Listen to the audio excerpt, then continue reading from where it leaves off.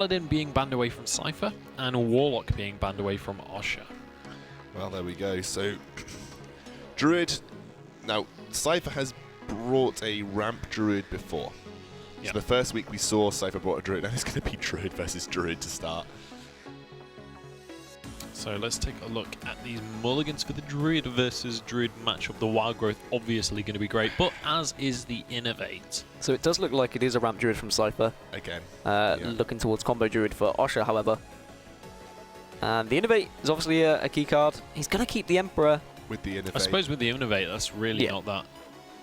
And you've got the Living Roots for the first turn. So. Wild Growth and the Aspirant is also a great start for Osha. He's probably going to get rid of this Savage Roar. It's interesting that he has the Aspirant in his deck list. It's something that got phased out when 2 Living Roots came through. People kind of cut the Dionysus Aspirant, you know, furthermore just relying on that Wild Growth. But I mean, you can see how hard Osha is thinking about the mulligan anyway. But he gets another Wild Growth, which actually is not really that great. I mean, one, yeah, it's fantastic, but the second, you kind of want that later for draw, yeah? Do you go for it as Cipher? Do you double Innovate coin? Do you remember when Ball Control did this in our games last week and got punished for it versus a Warrior? But versus a Druid? Against Druid, what have they got to remove it, yeah? Exactly. So I think, yes, you do. You completely go for it. I think this is one of those matchups where it's perfectly viable to turn one Emperor. You have the potential to get your Ancient of War down by maybe 2 or 3 mana crystals because this Emperor is going to survive. I mean, realistically, what have you got? A swipe, turn 4 maybe, that can maybe kill it if you've hero powered it already once, but yeah, that's going to be pretty big. Are you ready for the instant concede here? Has to be turn 2 Wild Growth, or actually, do you even turn 2 Dionysus Aspirant? I think Wild Growth's just better. I think just Wild Growth because I mean your Aspirant's just going to get killed. Okay. I guess. I suppose you deny 5 damage to the face. You need to provide some threat, but we know that Cipher can deal with this. I guess Cipher's thinking, has he got Wrath? Yeah. Do I think just hit face.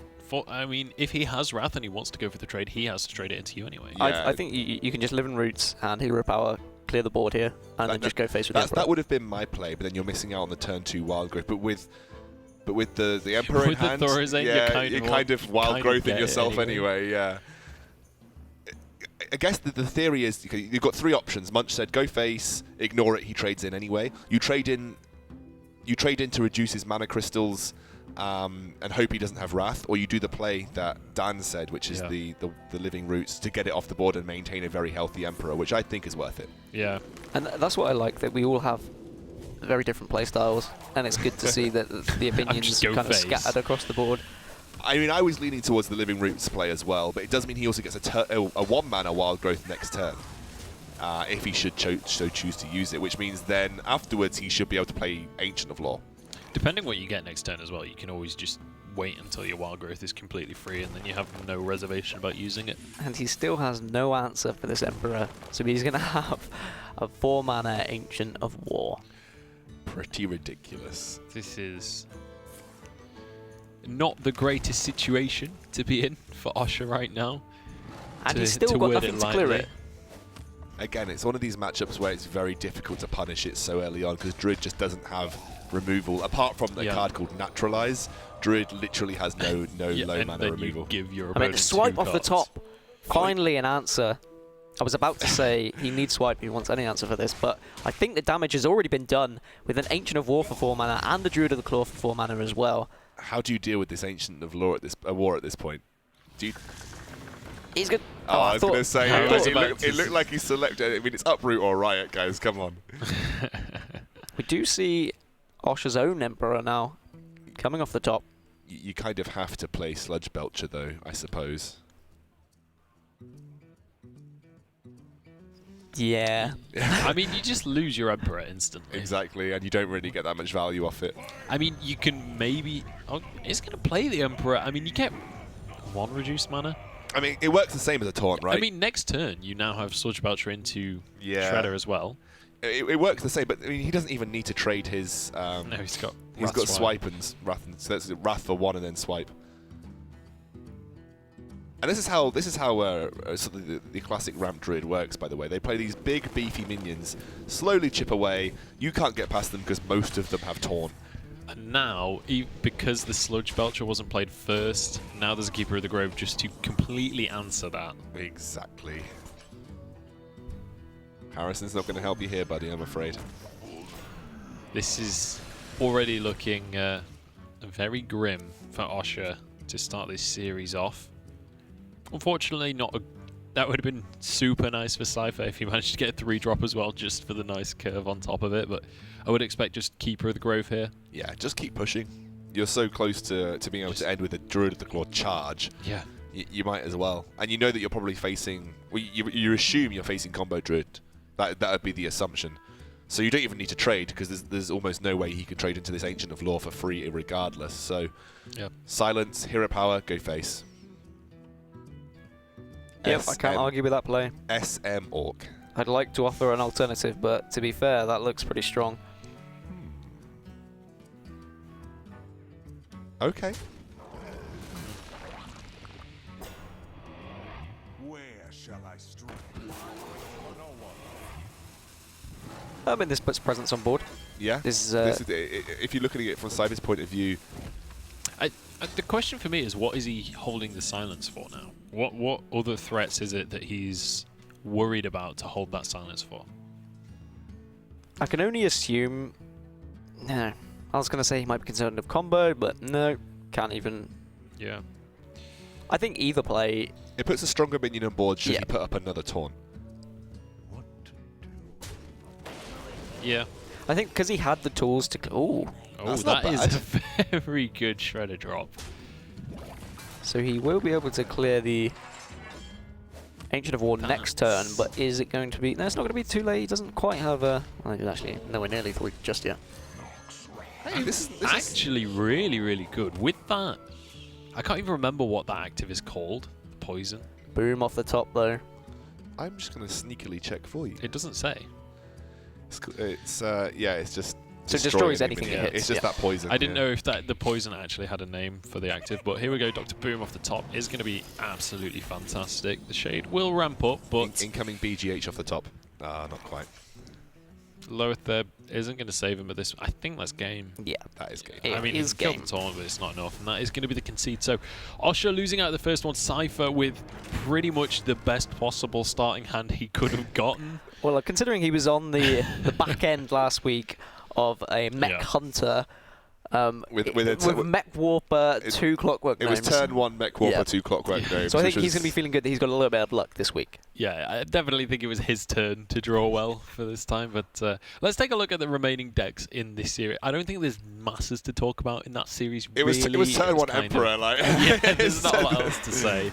But that is going to be Druid taken away from that one, as we saw a fleeting glance at the decks. Just in case it was just one of those brain training refreshers, like, ooh, 1 second of decks. Do you remember what they were? Do you remember what they were? I remember what they were, but Druid, I have a spreadsheet. Warlock, Stop cheating. Druid, Warlock, and something for Cipher, and Druid, Warlock, Warrior for... Druid, Paladin, Warrior. Oh, I was almost there. And it's Druid, Warlock, Mage for Cipher. Okay. And what was banned? And it was Warlock was banned away from Osha, Paladin was banned away from Cipher. Okay. And there we go. So it is going to be Cipher's Druid that's grayed out rather than Osha's. But Warlock and Mage remaining for Cipher. You already know what kind of Druid you're against for Osha. What do you play here for Cipher? I mean, it depends what his Warlock and his Mage are, but if he's got a Warlock, I would happily queue in a Zoolock, perhaps, if it's a Zoolock. It does look like... Looks like it might just be that. It might just be a Zoolock. We're going to head into the mulligan here. And Osha is going to try his chances again of getting a win with this Druid. Absolutely. So, very little being mulligan there from the likes of Osha. I'm interested to see what Cipher gets rid of here. I would expect... I think I've just had a tweet from one of our resident players, Sottle, also caster extraordinaire. He's tweeted us saying it's not Renault Jackson or Renault, as is, we're sort of pronouncing it. It's Reno. So I think we were saying Renault. Well, hold on. The other week I said Reno, and I got told it was Renault. Let me explain this to you. Phonetically, if it's a double N, then it's Renault because it's Ren-no. Yes. If it's a single N, then it's Re-no.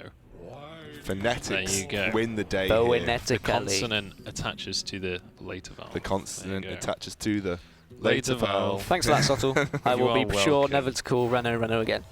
You're welcome for the English lesson. So this is fine because you don't want to. You don't realistically. It's also not cock run. Do you know what, guys? We've got over that now. I feel like we're done with that now. So, the coin, the only time you would ever coin Wild Growth is if you have the Shade in hand, and obviously we can see Osha does. You don't really want to play your Living Roots turn 1 into a Void Walker because it's just a terrible, terrible turn. You lose them all the next turn if you have to hero power in. Do you power overwhelming this egg now in fear of the Keeper of the Grove? No. No, because you've got the 3-drop. Keeper of the Grove will come out. I mean, you silence that egg, surely. Yes. You've got 2 in hand as well, so... The option then is, do you trade into the Void Walker, which I don't think you do. I think you save that so you can one-shot the gang boss. Or I don't know, something you else. Good top deck, that makes the egg useful. I'm just thinking you could silence the Void Walker and then you can trade your Shade into the gang boss. Only spawn 1 imp.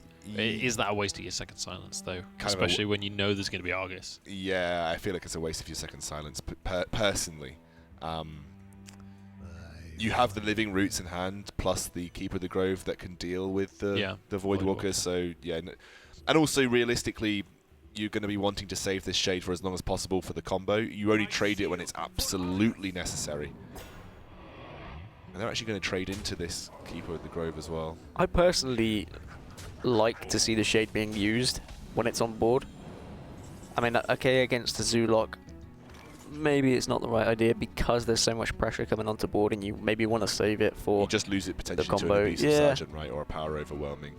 I think the Druid's win condition here is I have to have swipe at some point and also using my keepers to remove the board, and then I'm hoping for my combo ASAP because he's going to be tapping probably at some point and I'm going to be wanting to burn him in 1 turn. I'm never going to be able to fight for board control. I'm going to be able to put up walls and try my best with the spells that I have, but I will never realistically win board control versus a Warlock. So do you just drop Harrison here, knowing that it's not going to play by I this think game? You start to clear with, you start to clear with your. I think maybe. Okay, he's even going to use that. I wouldn't be averse to using the Shade at this point, to be honest, just given the state of the board. But like I said, you kind of lose it as a potential win condition in terms of adding it to the combo. And by the time you know that the Warlock's going to he's going to use it, but you know that the Warlock doesn't have any removal. So yeah, I mean I do like using the Shade though because now you have to fight for board control, right? Let's see what he gets out of the Peddler. None of those are really going to help. And the Squire is probably the best choice of the 3. I personally would have liked to see the Angry Chicken Power Overwhelming combo. Because that's a thing. Power Overwhelming, Mortal Coil it for the extra damage. Damn, Daniel. Damn, Daniel, back in it again with the Angry Chicken. I don't mind the Lowly Squire though as well. I think it's pretty decent. No, he has to kill. I think he has to kill the Shade there. Yeah, you do. Yeah. You just don't want to let that spiral out of control. And now you can start clearing some of these pesky 1/1s as well. You don't really need to because you know that he's going to trade in for you, but I think getting a swipe will be key at some point in this matchup. Yeah, for sure. Now, options here. He could Emperor. Could just Emperor, yeah. But how much value realistically are you getting out of your board? I think as well the key thing is you probably know, well, it's very, very likely that Power Overwhelming is a threat here. You know that he's going to have 4 cards next turn if he taps, so... I think putting Emperor on the board, it also... You're forcing him to clear it. No one really wants to leave, well, no one ever wants to leave an Emperor up. Yeah. Leroy comes out as well. Wow, so Leroy and Power Overwhelming now is the a question solid is, 10 damage when he needs it. Do you use the Power Overwhelming to clear Emperor here, or do you save that for Leroy, just play your juggler and your squire. So you could... Yeah, I think clearing use it is to clear. fine. I mean, it removes kind of some burst from trying to finish the game, but I think that was the safe play. I think it's required to keep basically in charge of this game. I'm interested as to why he didn't play the Lonely Square first if he was going to tap and probably play it this turn. I guess he was worried that he could tap and then pull a bigger minion to play or something. I think it's just a matter of what came out. So he's deciding here whether to run the 1-2 in and hope to hit one of the juggles, which he will. It only slightly weakens him to swipe anyway. Yeah, I mean that was what I was going to say, that he may have been considering it just because of swipe, but he's still got a strong enough board that swipe doesn't do too much damage. I mean, do you Ancient of Law here and hope next turn you draw swipe so you can, as your Drake, swipe? Because that realistically, that's your only comeback mechanic now.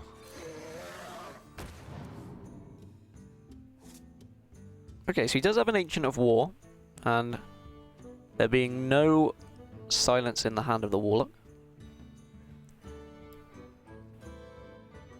he can push in 16 damage with Leroy Jenkins, but that's not enough yet. I think no, he's going to Hero Power look to clear, but I think maybe just dropping Shade could have been good, just because it's going to start to build up. You're going to be able to trade. If you just leave it one turn, then you can trade into the 2/2s comfortably. Defender of Argus is huge as well here. And I mean, this is now 2-turn lethal. If you don't drop Defender of Argus, just drop that between Peddler and Gang Boss. Yes, for sure, because it plays around the extra damage swipe if you don't clear. But then realistically, you probably would clear. So I think you get rid of the Drake just for the fear of the swipe. Yeah. But you've got such a commanding board position now that you could even drop the Argus, hope the knife hits, and then you can just trade one of your buffed up 3s, or just trade your juggler. He might trade in his. Okay, he's going to trade in the 2s. He's going to play it really safe here. Still in a good position though, and the Ancient of War could be big here. I think as well, Cipher playing safe at this point, or both of them playing safe at this point, really doesn't surprise me. Considering the situation that they're in, they've already got 2 losses. They can't afford another loss. And we've seen it quite a lot actually in this game, that they've been making decisions. They haven't been taking the risky knife juggles and whatnot. Yeah. They do want to secure one of these wins. And now he doesn't have a real answer for this Ancient of War. Well, you say that. He's got power overwhelming. He definitely has an answer now. I'm trying to think, in a world, is this lethal? 3, 5, 7. No, not quite. He has 1 off. You can You can Leroy power overwhelming and maybe if the juggle hits face, then that's lethal, I believe. Trying to think with the wolf and overwhelming. I think the juggles are going to play a key part here. Yeah. I think again though, this is another one of those where it's like there's not much reason to try and force the. Yeah. When you're on 24 HP as well, there's no reason to try and force that lethal just for the sake of winning a turn earlier. Yeah. When you can just play it slightly safer, you've still got the Leroy, you're not giving him any minions or anything crazy like that, and you're still sinking 8 damage from your board into his face. He's still down to 3. Swipe about 10 turns too late.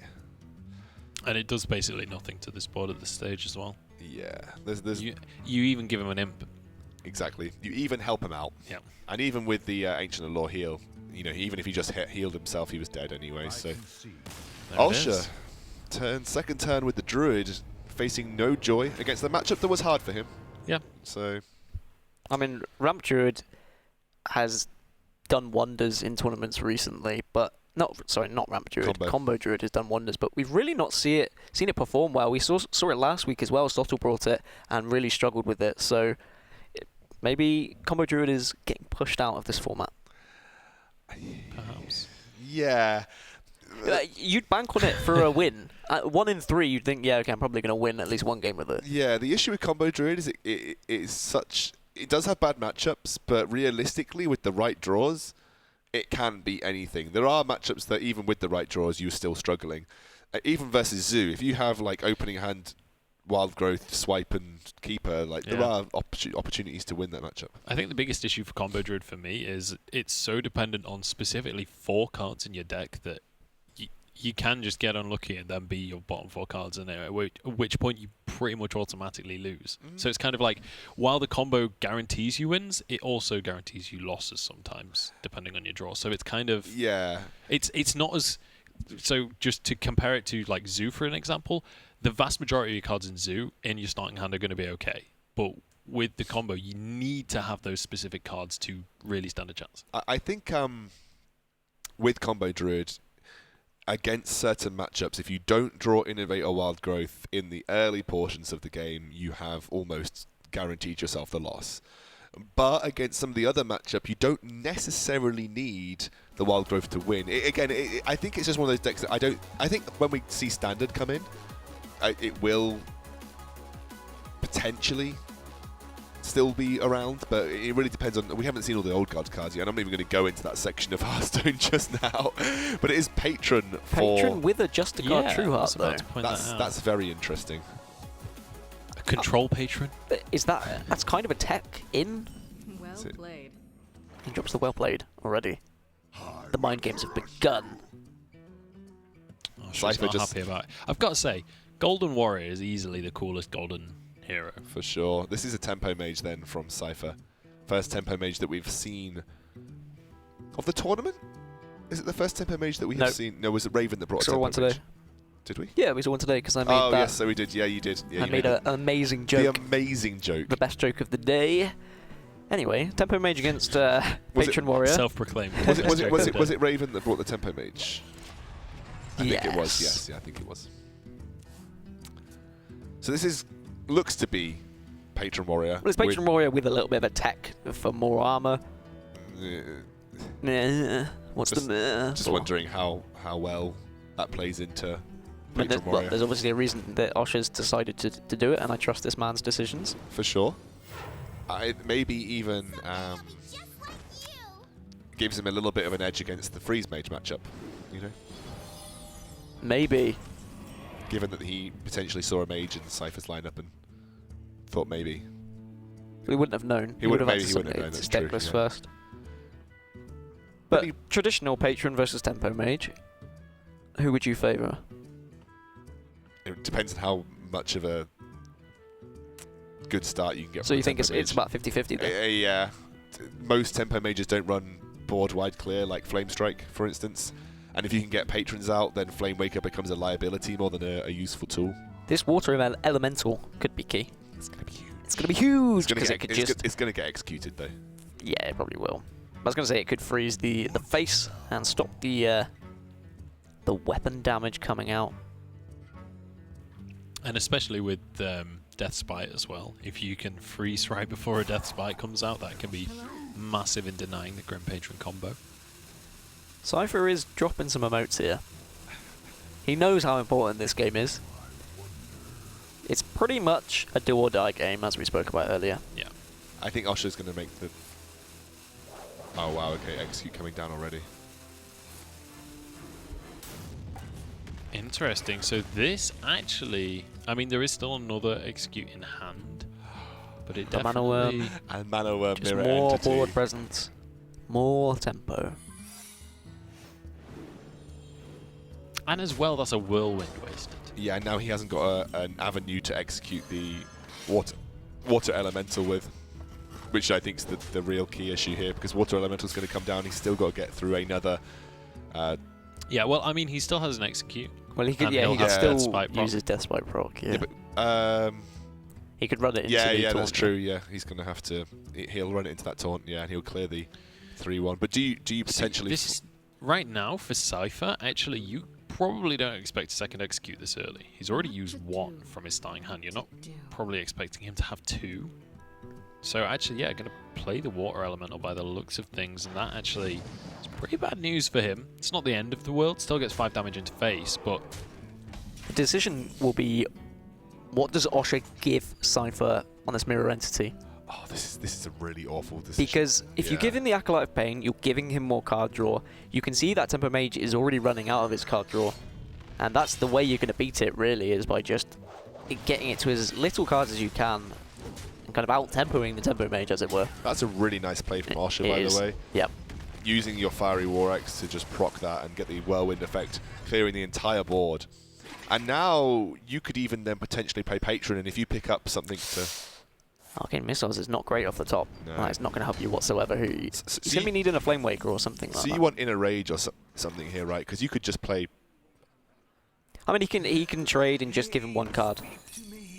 That's fine. I think this is fine. Yeah. It was more worrying when the Death Spite was on board, so I like that play where he swapped out the weapons to proc Death Bite's Whirlwind. And as Cipher now, do you have to Frostbolt ping this Frothing Berserker? You're definitely going to be concerned about him. Conjure off the top. That may help later on in the game. But right now he's going to be worrying about that Berserker. You could Frostbolt Water Elemental, then next turn Finish Ethereal Conjurer ping. I prefer that play. Yeah, it feels a little bit less all-in just to deal with one minion. Yeah. Looks like that is the play. Or maybe... I don't know if that was targeting the Acolyte, Okay, yeah. stopping the card draw. So he sees the card draw as the threat. As the threat rather than this growing Berserker. Which is understandable because and will he has already seen 2 executes come out. Will he live to regret that with the Unstable Ghoul Patron that probably could come down this turn? Yeah, I think one thing as well, though, is he's kind of considering, I've already seen a Death Spite, I've already seen a Whirlwind, there's not that much possibility for loads of kind of activators.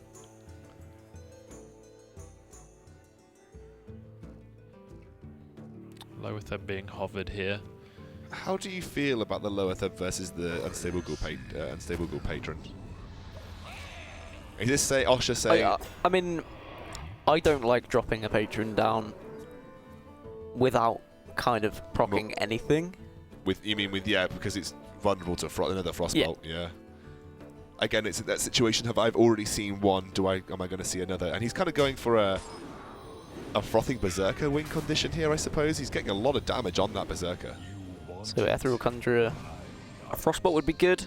Polymorph's okay. Polymorph's okay, but it's a turn too late. Echo boys. Problem is, there's really nothing to echo. You could echo a Water Elemental and that guy if they survive. This is the thing. I don't think you're actually going to get to use that. I think, personally, I mean, Spellbender... Spellbender could deny an execute or something along those lines. Or an Inner Rage or anything... Well, actually, we know it's not execute because they're both already used. Yeah. I'm just trying to work out how much damage he would potentially have if he plays Grim Patron and gets a Whirlwind off the top from that Frothing Berserker. Doesn't matter anyway. Not enough. Yeah. I think it would be something like 19, 18 off the top of my head.